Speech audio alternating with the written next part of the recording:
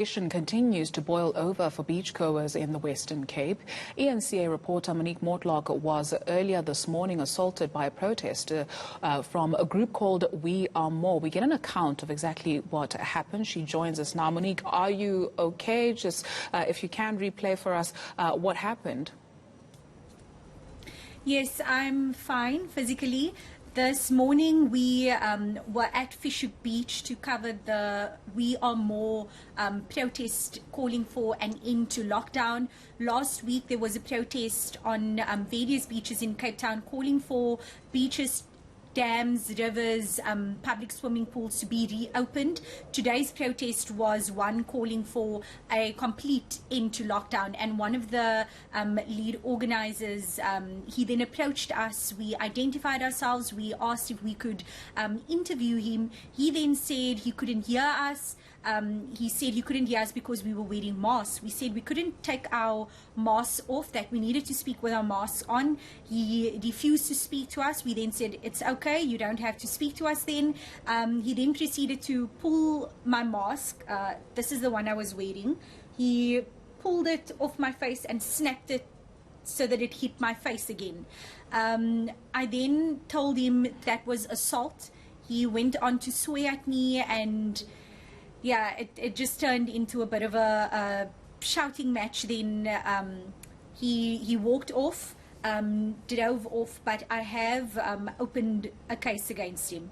Well, we're glad that, you know, physically at least you are okay, and hoping that emotionally too, as time goes by, you'll be just fine. So let's talk about We Are More. It's ironic that from the visuals that we see, people are actually wearing masks, so they know about, you know, the effectiveness or why they should be wearing masks in relation to COVID-19, yet they want an end to the lockdown? So that was earlier, right before the protest really started getting into full swing. And as the protest started and more people began making speeches about why they want an end to lockdown, you saw many more people just taking off their masks, not wearing their masks. It was a bit difficult finding anyone who would be willing to speak to us with a mask on, because, as you know, safety first.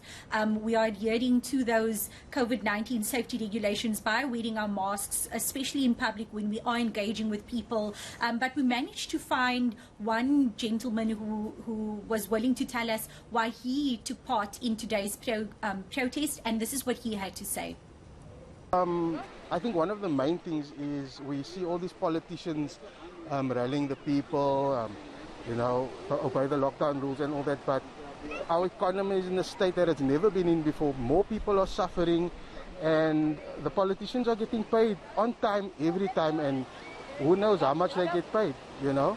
That's one of my concerns, and if we allow the government to just continue enforce rules and regulations without really considering the public, then where is it really going to stop?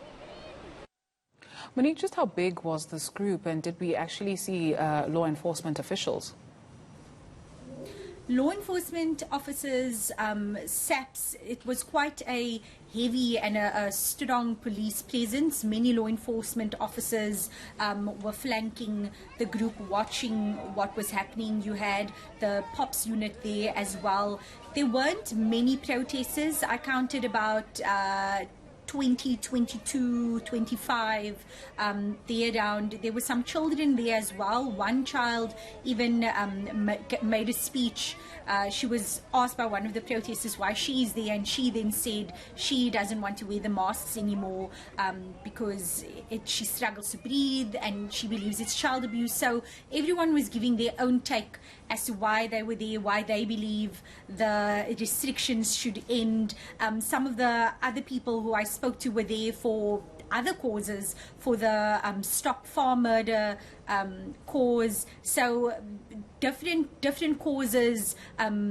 Also, they're part of this We Are More movement, and the We Are More protest organizers told us that this won't be the last. We will be seeing even more of these protests popping up in Cape Town in the coming months. Let's leave it there. Glad you're okay. Monique Mortlock coming to us from Cape Town.